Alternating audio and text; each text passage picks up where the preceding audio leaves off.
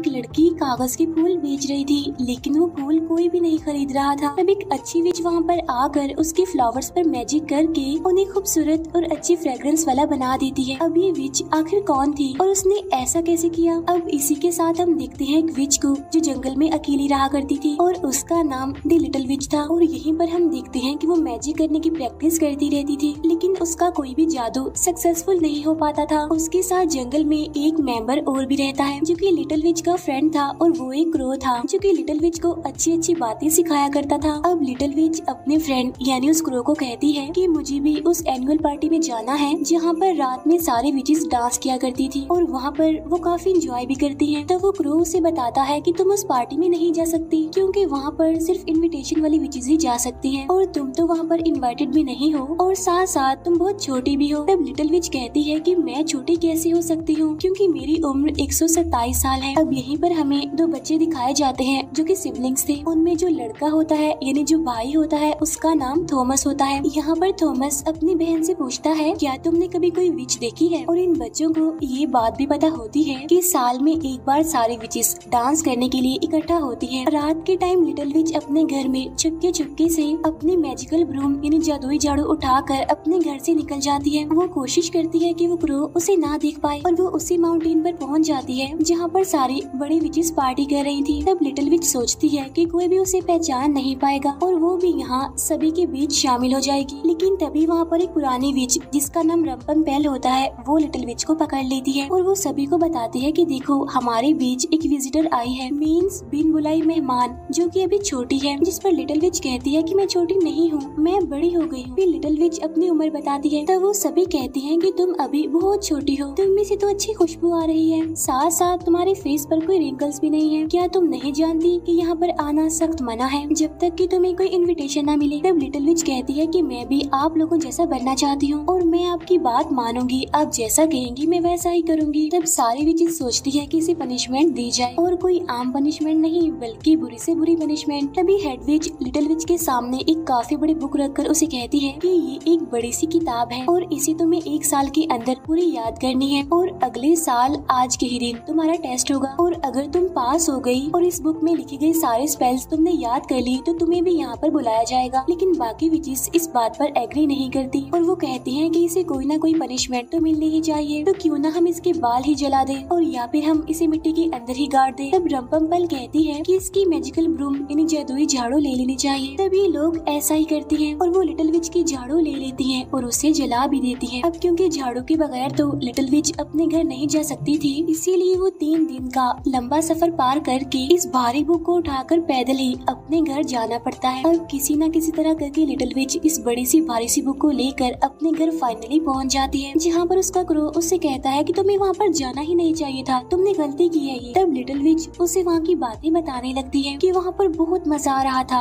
सारे लोग काफी इंजॉय कर रहे थे, डांस कर रहे थे और इसी के साथ मैं रंपमपेल पर भी काफी गुस्सा हूँ क्योंकि उसने मेरी जादुई झाड़ू ले ली और उसे जला दिया और मैं उससे बदला लेना चाहती हूँ। ये कहकर लिटिल विच वहाँ पर एक फेस ड्रॉ करती है जो कि काफी खौफनाक लग रहा था। फिर लिटिल विच कहती है कि एक दिन मैं रंपमपेल को ऐसा बना दूं और अब वो उस बुक को खोल लेती है, वो बड़ी सी बुक जहाँ से उसने सारे स्पेल्स याद करने थे, लेकिन वो स्पेल्स अभी तक उसे ठीक से बोलने भी नहीं आ रहे थे, इसीलिए वो कोई ना कोई गड़बड़ करती रहती थी।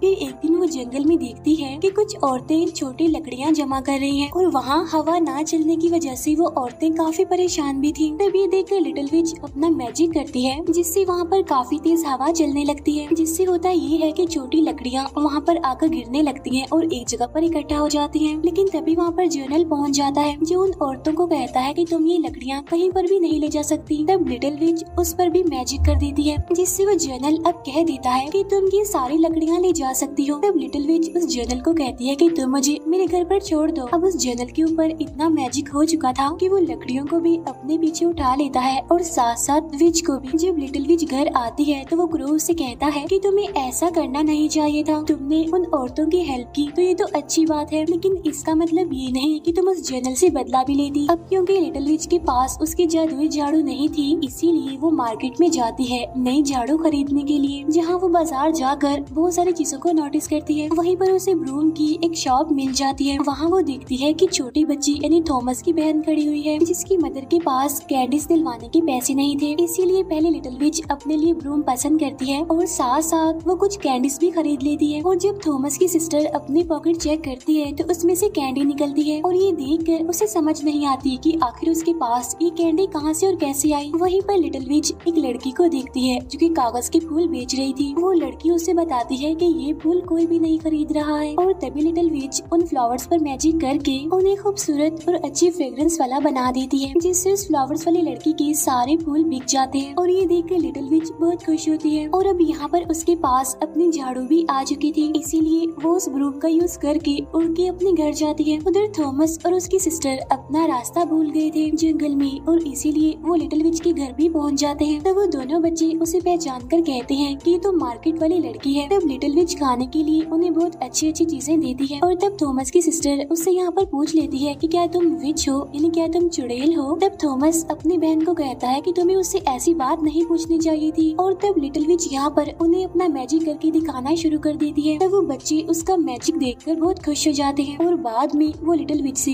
अलग अलग चीजें करने के लिए कहते हैं। तब लिटिल विच वो सारी चीजें उन बच्चों को करके दिखाती है और साथ साथ वो अपने घर की हर एक चीज से गाना बजाना भी शुरू कर देती है। और ठीक उसी टाइम उनके दरवाजे पर कोई आ जाता है और जब लिटिल विच बाहर आकर चेक करती है तो उसे वहाँ पर रम्पम्पेल मिलती है। तो वो लिटिल विच को कहती है कि मैं यहाँ से गुजर रही थी तो मैंने सोचा कि क्यों ना मैं तुमसे मिलती चलूं और बताओ तुम्हारी पढ़ाई कैसी जा रही है, यानी उस बुक की पढ़ाई। तब लिटिल विच उससे कहती है कि आज मैंने कुछ भी नहीं किया क्योंकि मैं तो सफाई कर रही थी। यहाँ पर रम्पम्पेल को पता चल गया था कि अभी अभी लिटिल विच ने मैजिक किया है, इसीलिए वो लिटिल विच को कहती है कि तुम्हें पता है ना कि आज फ्राइडे है और फ्राइडे को मैजिक नहीं कर सकते। वहाँ पर रखी हुई बास्केट देखकर रम्पम्पेल उससे पूछती है क्या तुम्हारे घर में कोई विजिटर है। तब लिटिल विच इनकार करती हुई कहती है कि नहीं नहीं, मेरे घर पर तो कोई भी नहीं है। अब यहाँ पर वो जो दो बच्चे होते हैं यानी वो सिबलिंग्स वो चीखने लगते हैं तो उनकी वजह से यहाँ पर लिटिल विच को भी चीखना पड़ता है। तब रम्पम्पेल को शक हो जाता है कि घर के अंदर कोई ना कोई तो जरूर है और वो ये सारी चीजें अपनी बुक के अंदर नोट भी कर लेती है। अब लिटिल विच इन बच्चों को वापस इनके घर भेजती है, लेकिन रम्पम्पेल उन बच्चों को पकड़ लेती है और यहाँ पर उसे पता चल जाता है कि ये वही बच्चे हैं जो लिटिल विच के घर पर छुपे हुए थे। उधर क्रो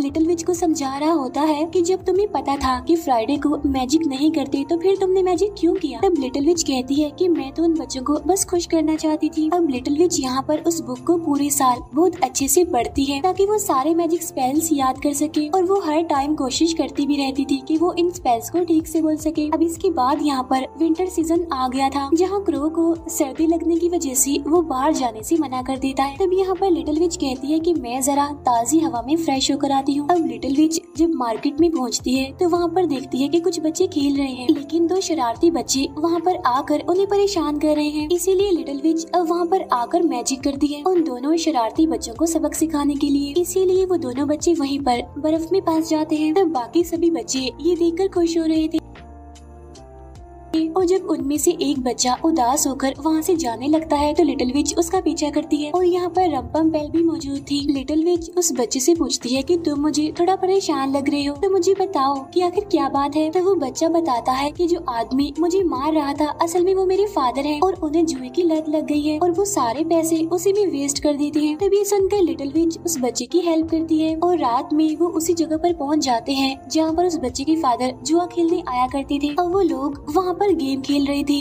जहाँ पर मैजिक होने की वजह से वो बॉल बार बार वुडन फ्लोर से टकरा रही थी, जिसकी वजह से वो पूरी जगह टूट जाती है और तब उन लोगों को धक्के देकर वहाँ से निकाल दिया जाता है जिनमें उस बच्चे के फादर भी शामिल थे। तब वो बच्चा अपने फादर की हेल्प करता है। तब यहाँ पर उसके फादर को भी रियलाइज हो चुका था कि उसने अपने बच्चे को गलत ही डांटा था। अब ये चीज रम्पम्पेल भी नोटिस कर रही थी कि जो लिटिल विच है वो तो एक अच्छी विच है, सबके साथ अच्छा करती है, खुश करती है, सबको भलाई करती है सबके साथ। जब लिटिल विच अपने घर पहुंचती है तो उसे हर जगह पर कैंडल जलती हुई दिखाई देती है और इसी के साथ उसे वहाँ पर केक भी नजर आता है। अब ये सब कुछ उस क्रो ने किया था क्योंकि आज लिटिल विच का बर्थडे होता है और आज वो पूरे 128 सालों की हो गई थी। फिर एक दिन रम्पम्पेल लिटिल विच के घर की बाहर आती है जहाँ पर वो लिटिल विच को इनविटेशन देती है एनुअल पार्टी में आने के लिए। साथ साथ वो उसे ये भी कहती है कि तुम्हें याद है ना कि तुम्हारा टेस्ट है। तब लिटिल विच उससे कहती है कि जाकर बता दीजिएगा, मैं बिल्कुल तैयार हूँ, पूरी तैयारी के साथ बताऊंगी मैं, और मैं एक अच्छी विच बनकर दिखाऊंगी। और आज वो दिन आ चुका था जिस दिन लिटिल विच का टेस्ट होने वाला था, और वो एक ऐसी केव में जाती है जहाँ पर कोई भी नहीं था, और तभी वो आवाज लगाती है कि मैं पहुँच गई हूँ। और तभी यहाँ पर बाकी सारी बड़ी विचेस भी आ जाती है और उससे कहती है क्या तुम तैयार हो। इसके बाद वो लिटिल विच को अलग अलग मैजिक करने के लिए कहती है, जहाँ पर उसे सारे मैजिक याद थे। बगैर बुक की हेल्प लिए उसने सारे मैजिक करके दिखाए, जिससे सारी की सारी विचेस काफी खुश हो जाती हैं। और तभी रंपम्पेल कहती है कि मैंने पूरे साल इस लड़की पर नजर रखी है, ये तो एक अच्छी विच है, लोगों के साथ भलाई करती है, लोगों की हेल्प करती है, और इसकी उम्र भी अभी ज्यादा नहीं हुई है और ना ही फेस पर रिंकल्स आए हैं। तभी यहाँ पर हेड विच लिटिल विच को कहती है कि तो तुमने बहुत बड़ी गलती की है, क्योंकि तुम लोगों की हेल्प नहीं कर सकती हो, क्योंकि जो लोगों की हेल्प करती है वो बुरी विच होती है। तब लिटिल विच अपनी सफाई में कहती है कि अगर मैंने लोगों की हेल्प कर दी तो इसमें बुराई क्या, और ये बात मुझे आज से पहले बताई भी नहीं गई थी कि भलाई करना विचेस के लिए मना होता है। अब इसी वजह से लिटिल विच की सारी मैजिकल पावर्स खत्म होने वाली थी। तो तभी रंपम्पेल कहती है कि अगर तुम बचना चाहती हो तो तुम्हारे पास सिर्फ एक ही ऑप्शन है कि वो जो दोनों बच्चे हैं इन्हीं थॉमस और उसकी सिस्टर, उन्हें तुम्हें पत्थर का बनाना होगा और तभी तुम जाकर हम में से एक बन सकती हो। तब लिटिल विच ऐसा करने के लिए मना कर देती है और वो बड़े गुस्से में अपने घर आ जाती है, जहाँ पर वो अपने फ्रेंड इन्हीं क्रो को भी बुरा भला कह देती है और ये भी कह देती है कि अगर तुम यहाँ पर ना होती तो अच्छा होता, क्योंकि तुमने ही मुझे अच्छा बनना सिखाया था। ये कहकर वो उस क्रो को अपने घर से बाहर निकाल देती है।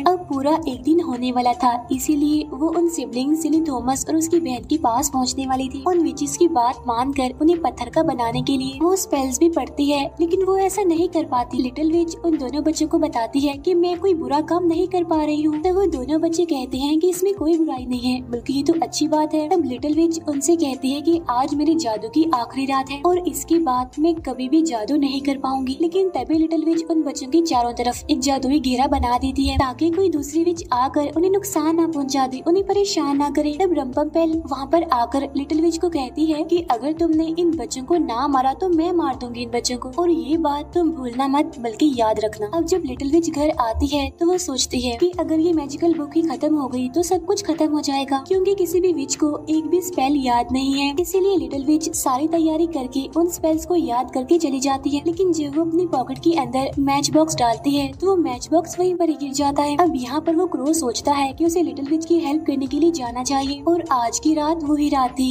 जिस रात सभी विचेस मिलकर डांस करती थी। अब लिटिल विच वहाँ पर आकर जादू करने लगती है। वो सभी की ब्रूम एक साथ बोन फायर में डाल देती है और इसी के साथ वो सारी मैजिकल बुक्स को भी बुला लेती है और उन्हें भी वो बोन फायर में डाल देती है। लेकिन उसके पास मैच बॉक्स नहीं था और एक मिनट के लिए वो भी स्पेल्स बोलने लगती है और इसी वजह से सारी विचेस उस पर भारी पड़ने लगती है। लेकिन तभी यहाँ पर लिटिल विच हेड विच को एक फ्रॉक में बदल देती है। अब यहाँ पर वो सारी विचेस हंस तो रही थी, लेकिन रंपम्पेल वहाँ से गायब हो जाती है। अब यहाँ पर वो क्रो भी पहुँच चुका था लिटिल विच की हेल्प करने के लिए वो मैच बॉक्स लेकर। अब लिटिल विच अपना मैजिक करके वहाँ की सारी विचेस को फ्रॉक में बदल देती है। उसे अपनी गलती का एहसास होता है और वो अपने क्रो को गले से लगाती है। और अब जैसे ही वो बड़े से बोन फायर को आग लगाने ही वाली थी कि तभी उसे रंपम्पेल मिल जाती है, जिसे लिटिल विच हमेशा से ही एक अलग जानवर बनाना चाहती थी। और फाइनली लिटिल विच उस पर अपना मैजिक करके उसे खौफनाक से जानवर में बदल देती है। इसके बाद लिटिल विच उस बोन फायर में आग लगा देती है, जिससे सभी की मैजिकल ब्रूम्स और वो बुक्स भी जल जाती हैं और वो सारी विचेस जो कि फ्रॉग बन गई थी वहाँ से दूर भाग गई थी। अब लिटिल विच और उसका फ्रेंड क्रो वहाँ पर अकेले ही थे, जो कि अकेले ही इस जगह पर एंजॉय करने लगते हैं, डांस करने लगते हैं। अब लिटिल विच इतनी ज्यादा खुश होती है कि वो पूरी रात वहाँ पर डांस करती रहती है और कहती है कि अब यहाँ पर कोई भी बुरी विच नहीं आएगी। इसके बाद हम देखते हैं कि लिटिल विच अपने क्रो को भी मैजिक करना सिखा रही थी और इसी के साथ ये मूवी यहीं पर एंड हो जाती है।